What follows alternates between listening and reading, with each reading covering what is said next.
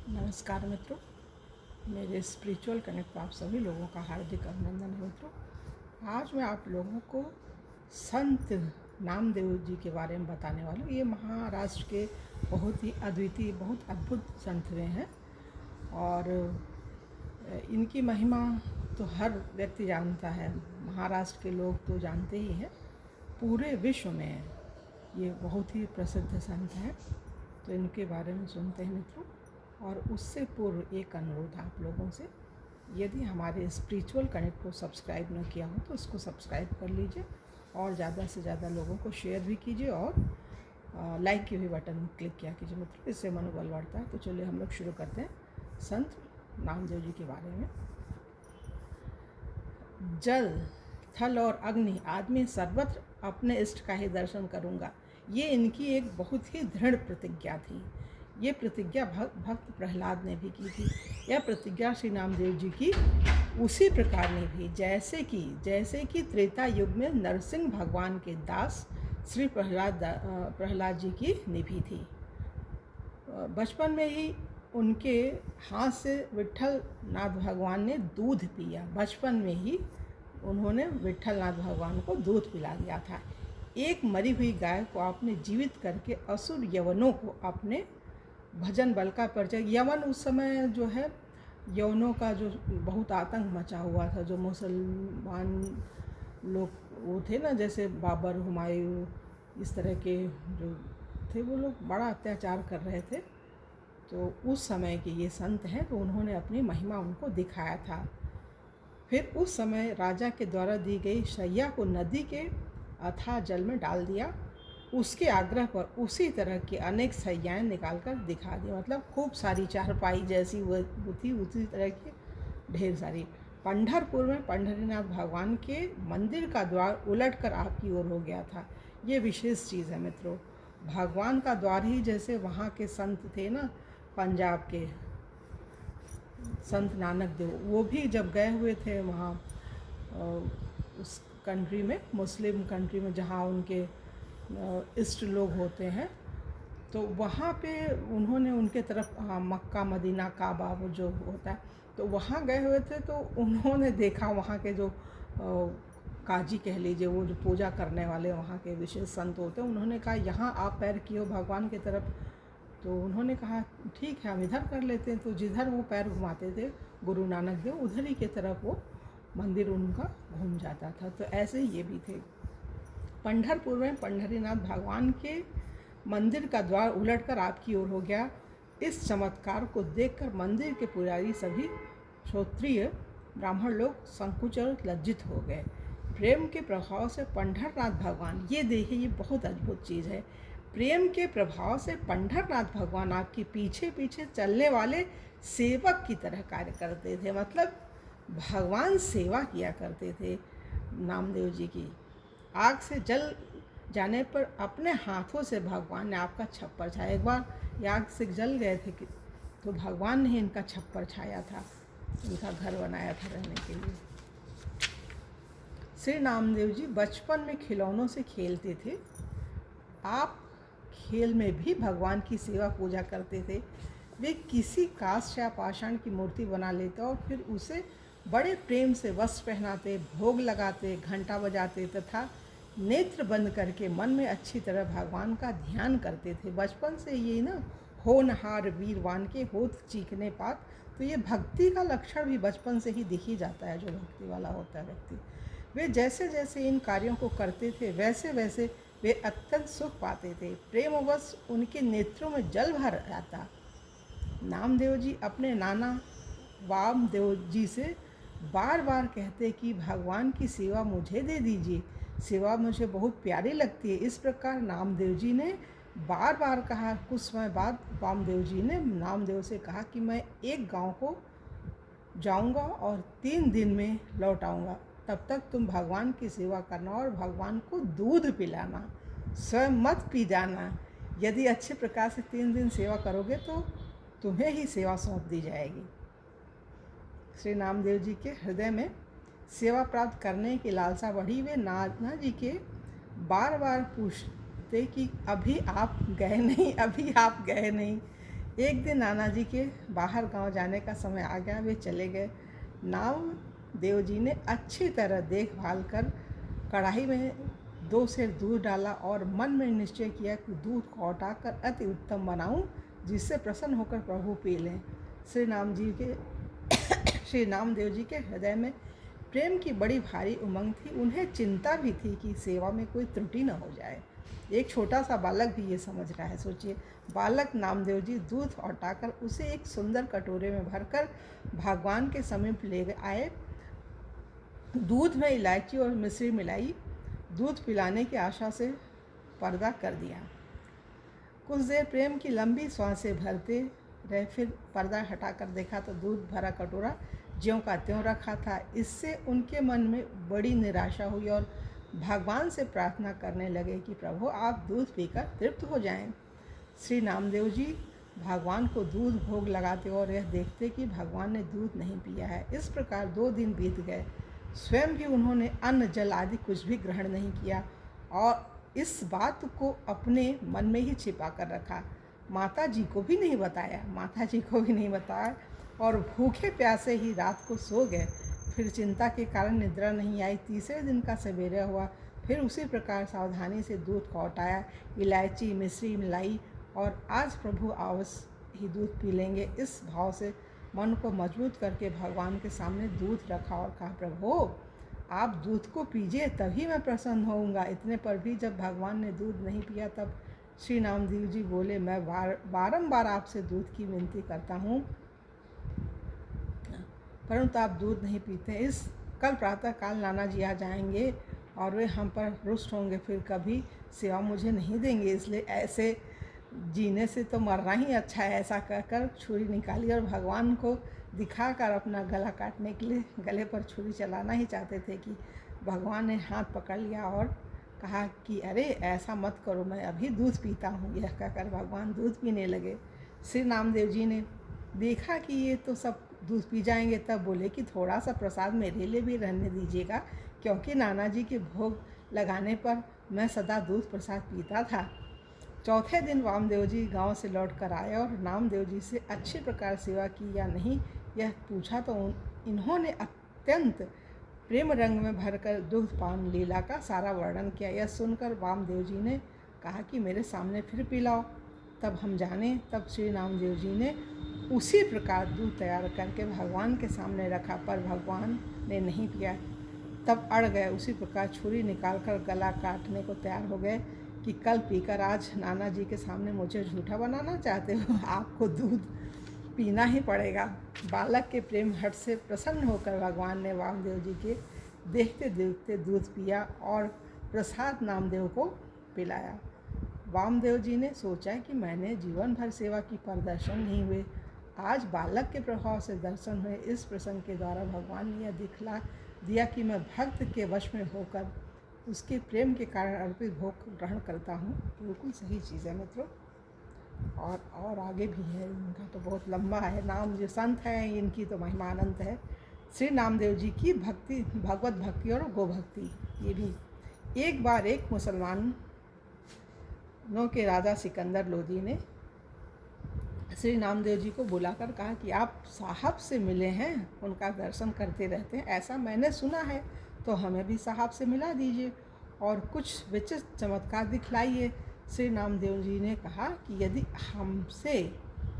यदि हम में कोई शक्ति या चमत्कार होता तो फिर खाने के लिए दिन भर धंधा ही क्यों करते। किसी प्रकार दिन भर धंधा करने से जो भी कुछ मिल जाता है उसे संतों के साथ बांट कर खाता हूँ। उन्हीं संतों की सेवा के प्रताप से लोग मुझे भक्त कहते हैं और दूर दूर तक मेरा नाम फैल गया है। तभी आपने भी हमें यहाँ अपने दरबार में बुलाया है। यह सुनकर बादशाह ने कहा, आप इस मरी हुई गाय को जीवित कर दीजिए और अपने घर को जाइए, नहीं तो कारागार में रहना पड़ेगा, क्योंकि तुम झूठे भगत बनकर लोगों को ठगते हो। तब अपने सहज स्वभाव से एक प्रार्थना का पद गाकर गाय को जीवित कर दिया और प्रभु कृपा का अनुभव करके सुखी हुए। यह देखकर बादशाह अति प्रसन्न हुआ और श्री नामदेव जी के चरणों में पड़ गया। यह विचित्र चमत्कार देखकर बादशाह ने श्री नामदेव जी से कहा कि आप कृपा करके कोई देश या गांव ले लीजिए जिससे मेरा भी कुछ नाम हो जाए। आपने उत्तर दिया कि हमें कुछ भी नहीं चाहिए। फिर बासा ने एक मणिजटित सैया आपको दी। श्री नामदेव जी उसे अपने सिर पर रख कर चलने लगे। तब उसने कहा कि 10-20 आदमी मैं आपके साथ भेजता हूँ, वे इस पलंग को ले जाएंगे और आपके निवास स्थान तक पहुँचा देंगे। आपने बिल्कुल मना कर दिया और कहा कि यह भगवान के शयन का पलंग है, मैं उनका सेवक हूँ, अतः मुझे ही अपने सिर पर रख कर ले जाना चाहिए। फिर भी बासा ने कुछ रक्षक भेजे। आगे आपने विचारा कि यह मूल्यवान वस्तु है, इससे अनेक संकट आ सकते हैं, भजन में बाधा हो सकती है। इस कारण मार्ग में श्री यमुना नदी के अथाह जल में उस पलंग को डाल दिया। राजा को इसकी सूचना मिली तो चौंक कर आश्चर्य में पड़ गया। सिपाहियों से कहा, उन्हें शीघ्र बुलाकर लाओ। श्री नामदेव जी फिर आए और बोली कि अब क्यों बुलाया। तब बादशाह ने कहा कि जो पलंग मैंने आपको दे दिया, जरा उसे यहाँ लाकर कारीगरों को दिखा दीजिए, उसी प्रकार का नया दूसरा बनवाया है। श्री नामदेव जी बादशाह को लेकर, हाँ उसी प्रकार का दूसरा बनवाना है, मतलब वो ज़्यादा उनके साथ कड़े नहीं हुए क्योंकि संत थे, बस ये कहा कि हम उसी प्रकार का दूसरा बनवाएंगे और वो सही आप हमको दे दीजिए। उनकी परीक्षा लेना चाहते थे फिर से कि ये नदी में से निकाल करके ले आएंगे, तो उन्होंने ऐसा किया भी नहीं। तो देखिए इसको ध्यान से सुने। श्री नामदेव जी बादशाह को लेकर नदी पर आए और जल में प्रवेश करके अनेक पलंग वैसे और उससे भी मूल्यवान निकाल कर डाल दिए और बादशाह से बोले, आप अपना पलंग पहचान लो। यह देखकर उसकी सुधी बुद्धि जाती रही, मतलब बिल्कुल बहुत चक्का रह गया, समझ ही नहीं पाया क्या करना चाहिए। तो संत हैं। नामदेव जी की भक्ति का महात्म भी और भी है, सुनिए। श्री नामदेव जी की करामात देखकर बादशाह भयवश उनके चरणों में आ गिरा और प्रार्थना करने लगा कि मुझे ईश्वर के दंड से बचा लीजिए। श्री नामदेव जी ने कहा, यदि क्षमा चाहते हो तो एक बात करो कि पुनः इस प्रकार कभी किसी साधु को दुख मत देना। इसे बादशाह ने स्वीकार कर लिया। फिर उन्होंने कहा कि फिर अब कभी मुझे मत बुलाना। ऐसा कहकर श्री नामदेव जी वहाँ से चल दिए। उनकी इच्छा हुई कि पहले पंढरीनाथ जी के मंदिर चलूँ, प्रभु के नाम गुण कीर्तन का नित्य नेम पूरा कर लूँ। मंदिर पर गए तो द्वार पर बहुत भीड़ भाड़ दिखाई पड़ी। जूतों की चोरी की शंका से शायद मन एकाग्र न हो, इसीलिए कपड़े में लपेटकर जूतों को कमर में बांध लिया। हाथों से भीड़ को हटाकर भीतर गए। दर्शन करके पदगान आरंभ करना ही चाहते थे कि किसी ने जूतों को देख लिया और रुष्ट होकर 5-7 चाटे लगाई, फिर धक्का देकर मंदिर से बाहर निकाल दिया। परंतु श्री रामदेव जी के मन में पंडों के इस व्यवहार से थोड़ा भी क्रोध नहीं हुआ। संत थे तो संत कहाँ क्रोधित होते हैं। अब श्री नामदेव जी मंदिर के पिछवाड़े जाकर बैठ गए और भगवान से कहने लगे कि प्रभु, आपने यह बहुत ही अच्छा किया जो मुझ में मार लगाई, मेरे अपराध का दंड तुरंत ही दे दिया। अब नित्य नियम के अनुसार पद गाता हूँ, सुनो। यह कहकर नामदेव जी पद गाने लगे, जिसे सुनते ही भगवान का हृदय करुणा से भर गया। भक्त को विरह व्यथित एवं दीन देखकर प्रभु व्याकुल हो गए। संपूर्ण मंदिर को घुमाकर श्री नामदेव की ओर द्वार कर दिया। यह देखकर जितने भी वेद पाठी पंडा पुजारी थे, सबके मुख की कांति क्षीण हो गई। सब ऐसे फीके पड़ गए जैसे पानी उतरने से मोती फीका हो जाता है। अब उनके हृदय में श्री रामदेव जी के प्रति बड़ी भारी श्रद्धा भक्ति उत्पन्न हो गई। सबों ने श्री नामदेव जी के सुख देने वाले चरणों में गिरकर क्षमा याचना की। उन्हें प्रसन्न देखकर सबको शांति प्राप्त हुई। एक बार और भी इनकी है महिमा, सुनिए मतलब। एक बार अकस्मात ही सायंकाल में श्री नामदेव जी घर में आग लग गई। सायंकाल में श्री नामदेव जी के घर में आग लग गई। पर आप तो जल थल और अग्नि में सर्वत्र अपने प्यारे प्रभु को ही देखते थे, अतः अपने घर में जो दूसरे सुंदर पदार्थ घी गुड़ आदि जलने से रह गए थे, उन्हें भी उठा कर जलती हुई आग में डालते हुए प्रार्थना करने लगे, हे नाथ, इन सब वस्तुओं को भी स्वीकार कीजिए। भक्त की ऐसी सुंदर भावना देखकर भगवान ने प्रकट होकर दर्शन दिया और हंसकर बोले कि अत्यंत कोमल मुझ श्याम सुंदर को तीक्ष्ण असह अग्नि की ज्वाला में भी देखते हो। श्री नामदेव जी ने कहा, प्रभु, यह आपका भवन है, आपके अतिरिक्त दूसरा कौन यहाँ आ सकता है। यह सुनकर प्रभु प्रसन्न हो गए। और अग्नि शीतल हो गई। प्रसन्न हुए भगवान ने अपने हाथों से नामदेव जी का सुंदर छप्पर छा दिया। सुबह होते ही लोगों ने वैसा सुंदर छप्पर देखा जो आश्चर्य में पड़ गए और नामदेव जी से पूछने लगे कि यह किसने छाया है। जिसने यह छाया है उसे बता दो तो हम भी छवा ले। जितनी मजदूरी वह मांगेगा हम उतनी ही देंगे। नामदेव जी ने कहा, ऐसे छप्पर की छवाई के लिए तन मन प्राण सब देने पड़ते हैं।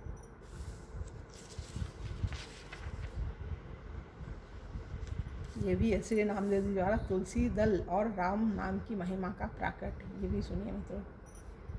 पंढरपुर में एक बहुत बड़ा धनी सेठ रहता था। उसके यहाँ तुलादान का उत्सव हुआ। उसने अपने को सोने से तौलकर नगर के सभी लोगों को सोना दिया।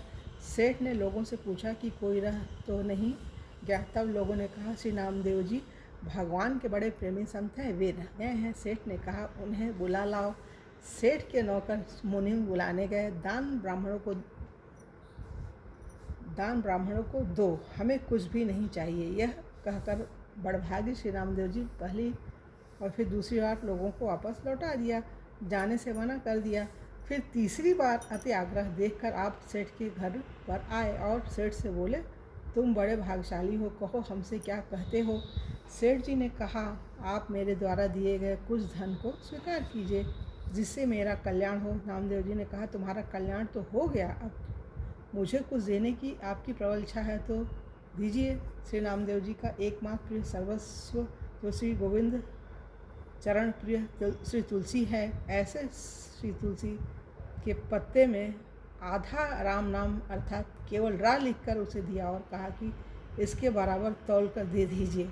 सेठ ने अभिमानपूर्वक कहा, महाराज क्यों हंसी करते हो, इतने थोड़े से सोने से क्या होगा, कृपा करके कुछ अधिक लीजिए जिससे मुझ दाता की हंसी न हो।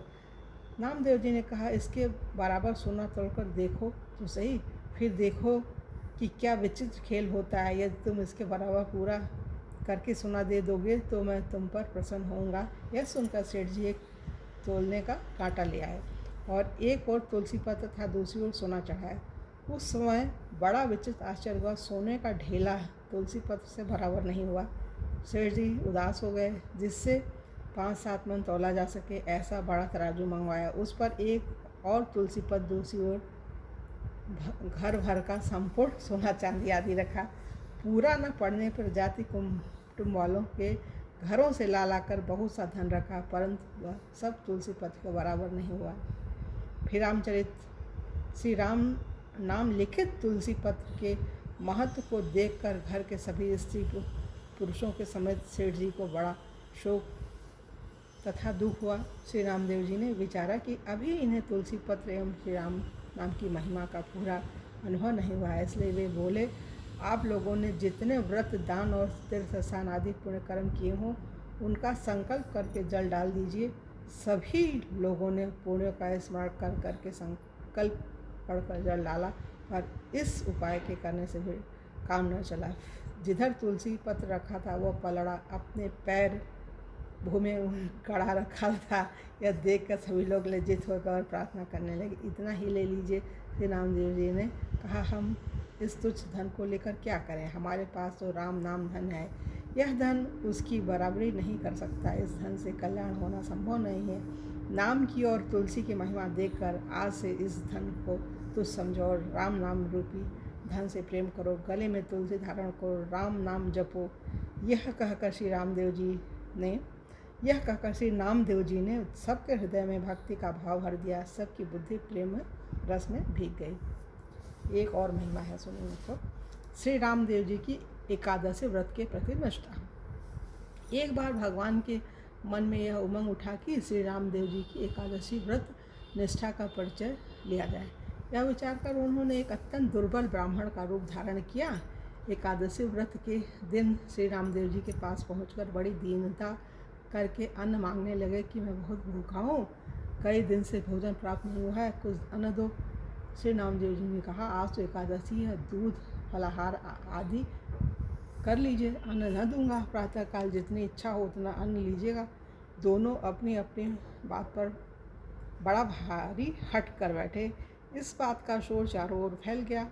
लोग इकट्ठे हो गए और श्री नामदेव जी को समझाने लगे कि इस भूखे ब्राह्मण पर क्रोध क्यों करते हो, तुम्हें मान जाओ, इसे कुछ अन्न दे दो। श्री रामदेव जी ने नहीं माने। श्री नामदेव जी नहीं माने। दिन के चौथे पहर के बीतने पर उस भूखे ब्राह्मण ने इस प्रकार पैर फैला दिया कि मानो मर गए।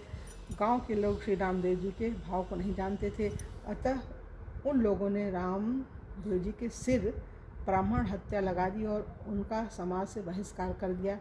पर नामदेव जी बिल्कुल चिंतित नहीं हुए। अपने नियम के अनुसार जागरण और कीर्तन करते हुए श्री रामदेव जी ने रात बिताई। प्रातःकाल चिता बनाकर उस ब्राह्मण के मृतक शरीर को गोद में लेकर उस पर बैठ गए कि हत्यारे शरीर को न रखकर प्रायश्चित स्वरूप उसे भस्म कर देना ही उत्तम है। उसी समय भगवान प्रकट हो गए और मुस्कुराकर कहने लगे कि मैंने तुम्हारी परीक्षा ली थी, तुम्हारी एकादशी व्रत की सच्ची निष्ठा मैंने देख ली, वह मेरे मन को बहुत ही प्यारी लगी, मुझे बड़ा सुख हुआ। इस प्रकार दर्शन देकर भगवान अंतर्धान हो गए। लोगों ने जब यह लीला देखी तो श्री रामदेव जी के चरणों में आकर गिरे और प्रीतिमय चरित्र देखकर सभी भक्त हो गए। एक बार एकादशी रात्रि को जागरण कीर्तन हो रहा था। भगवत भक्तों को बड़ी प्यास लगी। तब श्री नामदेव जी जल लाने के लिए नदी पर गए। प्रेत भय से दूसरों को जाने का साहस न था। श्री नामदेव जी को आया देखकर महाविकराल रूपधारी प्रेतराज अपने साथियों समेत आकर चारों ओर फेरी लगाने लगा। उसका स्वरूप एवं उसकी माया देखकर श्री रामदेव जी थोड़ा भी भयभीत न हुए। उसे अपने इष्ट का भी स्वरूप माना और उन्होंने फेंटे से झांस निकालकर तत्काल एक पद गाया और प्रणाम किया। भगवान तो बड़े ही दयालु हैं। प्रेत रूप न जाने कहाँ गया, शोभा धाम श्याम सुंदर प्रकट हो गए, जिनका दर्शन करके श्री रामदेव जी परम प्रसन्न हुए और जल लाकर भक्तों को पिलाया। एक बार नामदेव जी ने जंगल में पेड़ के नीचे रोटी बनाई। ये तो बहुत प्रसिद्ध है कहानी, ये तो सभी लोग जानते होंगे। एक बार नामदेव जी ने जंगल में पेड़ के नीचे रोटी बनाई। भोजन बनाकर लघु शंका करने गए। लौट कर देखते हैं तो एक कुत्ता मुख में रोटी दबाए भागा जा रहा है। अपनी घी की कटोरी उठाई और दौड़े दौड़े उसके पीछे यह पुकारते हुए, प्रभु ये रोटियां रूखी हैं, आज रूखी रोटी ना खाएं, मुझे भी घी चुपड़ लेने दें, फिर भोग लगाएं। भगवान उस कुत्ते के शरीर से ही प्रकट हुए और अपने चतुर्भुज रूप में नामदेव उनके चरणों में गिर पड़े। पंजाब में बारकरी पंथ के एक प्रकार से नामदेव जी ही आदि प्रचारक हैं। अनेक लोग उनकी प्रेरणा से भक्ति के पावन पथ में प्रवृत्त हुए। 80 वर्ष की अवस्था में संवत 1407 विक्रम संवत में नश्वर देह त्याग कर ये परम धाम को पधारे। तो ये मित्रों, यहाँ पर श्री नामदेव जी की महिमा पूरी हो रही है, जो कि कभी पूरी नहीं हो सकती। कितना भी गाएं सुने, संत हैं, इनकी महिमा तो अनंत है। तो अनंत काल तक हम लोग इसको पढ़ें, सुने और सभी लोगों तक पहुँचाएं। मित्रों, ये जो भगवान के भक्त हैं ना, ये बड़े अद्भुत हैं। इनकी भक्ति का तो गुणगान होना ही चाहिए। तो आप लोगों से एक बार पुनः अनुरोध है कि ये भक्ति की जो महिमा है ना, आप लोग ज़रा सा एक क्लिक की बटन दबाएंगे, क्लिक करेंगे बटन को, पहुंच जाएगी। तो इस स्पिरिचुअल कनेक्ट को मित्रों ज़्यादा से ज़्यादा लोगों को शेयर कीजिए और सब्सक्राइब ना किया हो तो सब्सक्राइब भी कीजिए और लाइक भी किया कीजिए मित्रों। तो चलिए, हम लोग अब अपनी वाणी को हम यहीं विराम दे रहे हैं और कल की वीडियो में आप लोगों से पुनः मिलेंगे। तब तक के लिए जय हिंद, जय भारत। ओम शांति, ओम शांति, ओम शांति।